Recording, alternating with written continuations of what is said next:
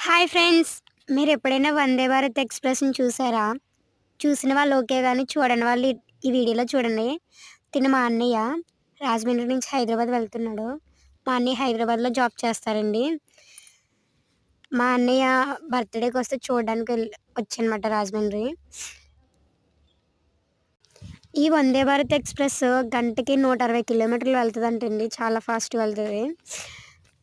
అలాగే ఇవి automatic doors ఇలా ఓపెన్ అవుతే మళ్ళీ మనిషి ఎక్కాక మళ్ళీ ఆటోమేటిక్‌గా క్లోజ్ అయిపోతాయి. మీల్స్ కూడా వాళ్ళే పెడతారంటండి, ట్రైన్‌లో ఉన్న వాళ్ళే. అన్నీ వాళ్ళయే. ఈ ట్రైన్ ఇంతకు ముందు ట్రైన్ 18 అని 2019 నుంచి దీన్ని వందే భారత్ ట్రైన్ అని పిలుస్తున్నారు. ఈ ట్రైన్‌లో అన్ని ఫెసిలిటీస్ ఉంటాయండి. ఫెసిలిటీస్ ఉంటే మాత్రం కాస్ట్ కూడా ఎక్కువేనండి.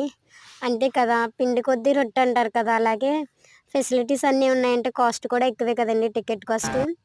మా అన్నయ్యకైతే రాజమండ్రి